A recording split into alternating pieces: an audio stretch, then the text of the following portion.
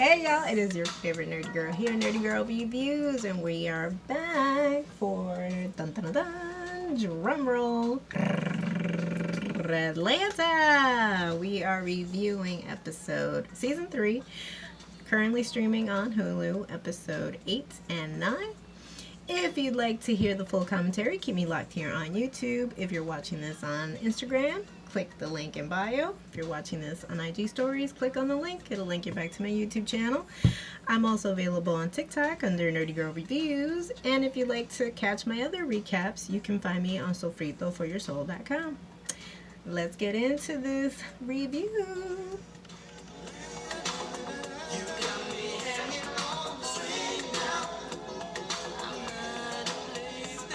Isn't this great 80s vibe though? This is like, I'm living. Alright, stay tuned, y'all. Now we are listening to Hanging on a String by Loose Ends. And it's a song that's featured more on episode 9. and though I'm going to do it in its order, episode 8 and then episode 9. But I just wanted something fun to start this review. And not for nothing, again, this is just me living in New York City as long as I have. And if you weren't privy to BT, then this probably all seems very kind of foreign, but it felt very familiar to me. I want to say the Glover brothers are kind of in my age range, so it makes sense. and there's a little bit of a nuance in its comedic timing, and that's why it's so funny, and also kind of very nostalgic feeling. It sounds, the song, I will admit, is the first that I'm hearing it, but that kind of like tempo in the background is very reminiscent of like back in the day BET with Donnie Simpson. Does anybody remember that show? And specifically like it was like late night programming, but not like BET at night. That was something totally different. This was just like music videos of a variety of R&B and whatever was contemporary for like the late 1980s, and it had that very kind of like, you know, semi laid back jazz R&B combo. And yeah, we had our host of Donnie Simpson, and then I think he would go on to have a co-host, but he was famous for that show, and also because his eyes were like really beautiful, like these green eyes, you know, met with his nice cocoa complexion. But yes, let's get into episode 8, and we will be right back. Now, episode 8, which is titled New Jazz, you know, we're back with our main characters. We can see Al and Darius at a coffee shop, you know, have to get the nutritional value in first because they are about to go on a journey which does not require any kind of form of transportation other than just the essence of the body. And Ern is semi-privy to it, but he's like, he doesn't, for insurance purposes, he does not want to know. And you can tell, you know, Darius, again, I think he's been kind of coasting this entire trip. But he's also been coasting throughout the whole friendship, so let's be honest. Darius is not to be expected to pick up a check, you know? But he is a good-hearted person. He's very eccentric. And, you know, people who have experimented with psychedelics, he definitely seems like the type that would know. Now, hold on a second. Let me just leave this on one color because I think it's distracting. Now, moving forward, Ern is able to provide some passes to kind of make the experience a lot more, you know, adventurous. And then we see both our characters leave Ern and head to the real cafe where they're going to get their cookies that was mixed with something else. Now it's technically, obviously the coffee is to accentuate their experience. It's a pot-based cookie with it's not necessarily, I think, LSD, but it's a mixture of something naturally grown by monks or whatnot, but it has a very impactful effect. And again, Derry is always broke, sorry, and always leaving it up to Al, so Al pays for it. There's a funny quip about cats, which we all kind of had. We all shared. Sorry to offend anybody, but that Cats movie was not the tea.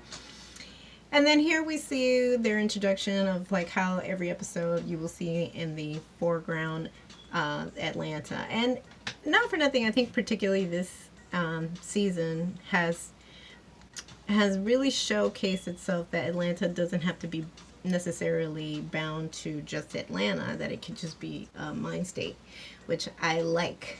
That's what I like about the writing. It's so adventurous and that it's not afraid to stretch its wings. So you can see Darius is preparing Al, like, just be privy that this might happen. And I thought it was very cute on Darius's part to share who remembers the Apple Nano. Which is like, now this is, and I still have this. I really did love mine. As you can see, it's still functional. It still carries some of my great music, some of my classics. And just tells you how things just like eventually evolve. Now everybody's on their phone and whatnot, but back in the day, people had their nanos. And he made a whole playlist for him. Also because I think Darius is very suspicious of cell phones. So, I mean, all these things track us, let's just be honest. But now it's already considered like what would be the iPhone, the first gen. I don't even think they make these anymore. But nonetheless, he was laughing, Al, when he gets his Nano. And they were to have this whole experience together. And they were supposed to, him and Darius, and they were supposed to go to a spa and an art show. But again, being Darius, wanting to be free and roam, he somehow loses his way with Al. And Al is just kind of left to his own devices, which can be really scary. They've, at least I've mentioned before in other shows, I don't know by personal experience, but if you know you're going to go through some mind-altering kind of hallucinogenic, you need the guidance of somebody. Now, the reason why I bring up, and a lot of other people have brought up about this being in particular the 8th episode, there's definitely a bridge here between the second season of episode 8, and now this is the third season with episode 8. And 8 being kind of like that circular, never-ending number. Some people have said it's an angelic number. It's also been related to how the divine gets its messages to whomever they're trying to convey their message to. In season 2, episode 8, we saw instances of Al's mom. He's still very much trying to get his career off the ground. We see him lying on the sofa and his mother barking, in the background, being motherly, just wanting to see her son actually do something. Not that he was lazy, but, again, a life in the arts is not always guaranteed. Always kind of being there on top of him. And then there's an instance where he wakes up and then he goes through a very traumatizing experience soon after. He was dating some girl at that time. He gets lost in the woods, and I believe it's called Woods. And it's the most traumatic of episodes. Also, you see how scary, because he was already building a name for himself, but he's not the paper boy that we have for season 3. And you can see where that fame and sometimes even envy can lead you, and how it can be really potentially scary and traumatizing. And he has a very traumatizing experience. I do recommend you watch that so you can see what I'm talking about, so you can compare notes. And now season 3, we're kind of revisiting it a little bit, because there's an instance where Darius and Al are separated, and he said, hey, you're going to be my security, right? And he's wearing like this hat and everything. This is not his hat. He's wearing a Chanel hat.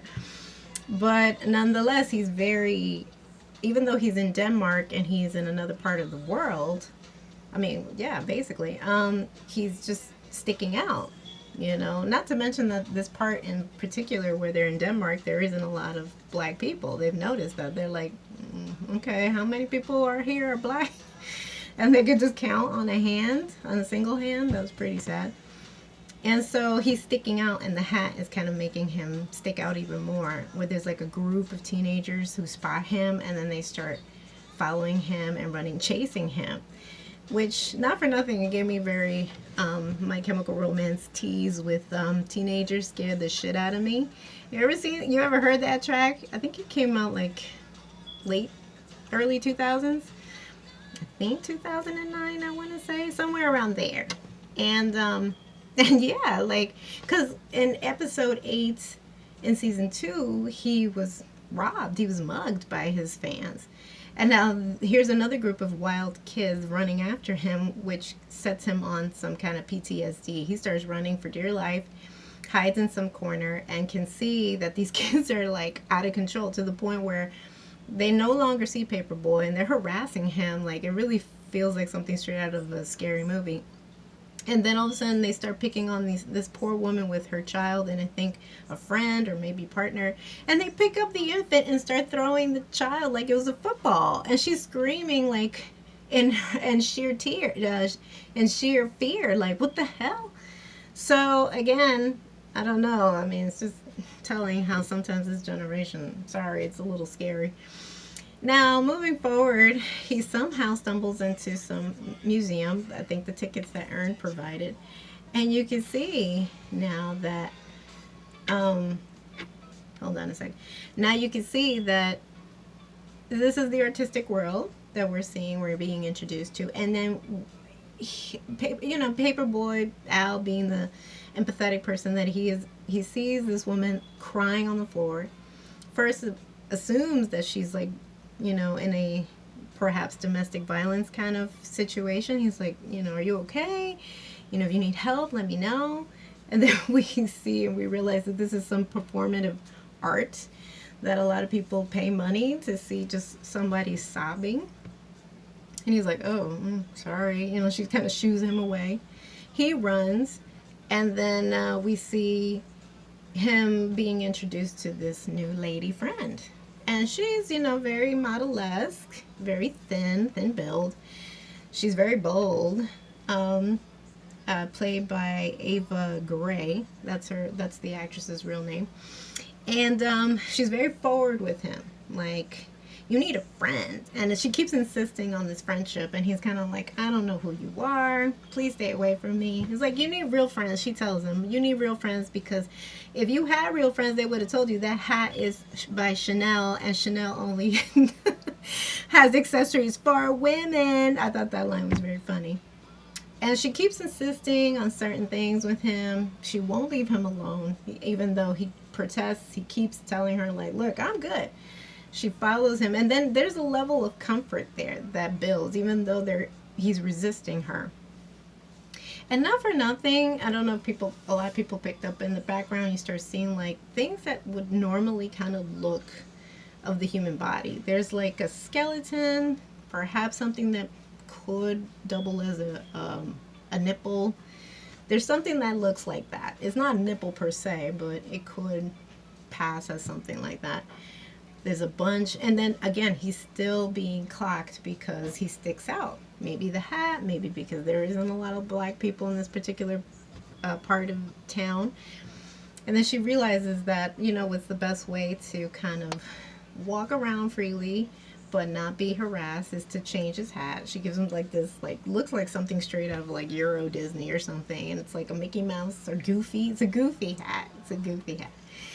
And yeah, he does feel a little better. So I think she earned his trust with doing that.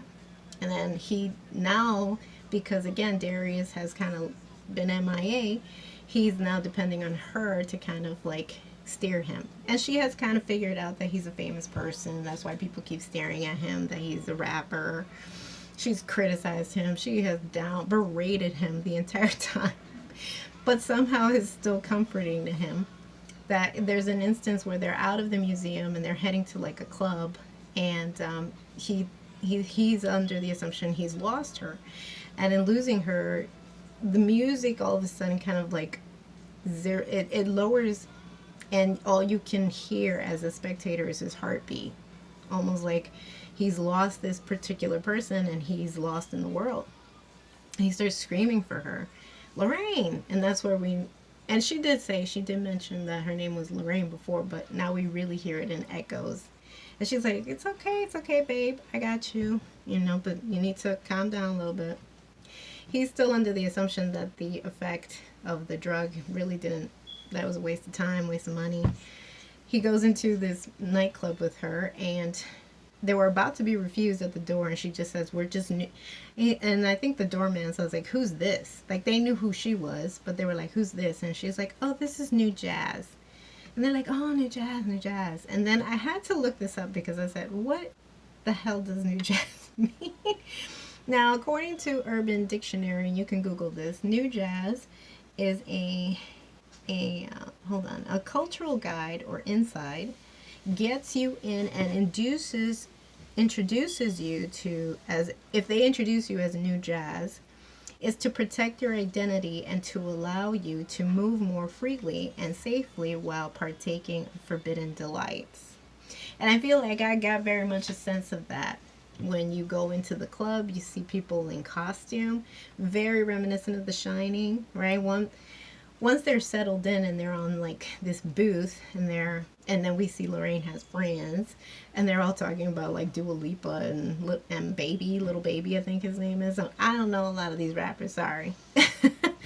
But you can see another table has provided for the drinks, and one of them is masked up like a cow or something like that. The other one I think is in a tuxedo. Again, very reminiscent of The Shining, or even that music video with Madonna that also explores those escapades. Yes, that music video from the 90s, Justify My Love, also had that, instances of fetishism and whatnot. But they're not in there for that. It's another purpose of why it's so under the radar, under the nose, under the radar, because of all things, this club is called Cancel Culture Club.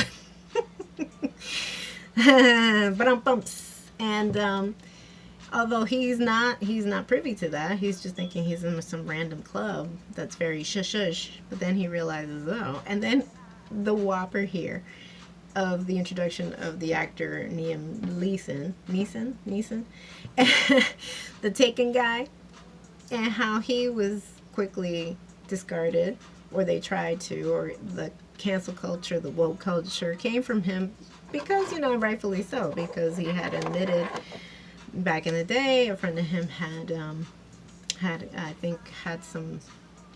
was physically violated and by a person of color, and because of that he kind of judged a whole race based on that episode in his friend's life. And people are like, what? And he didn't necessarily correct himself, not immediately, and people were like, done with him, whatever.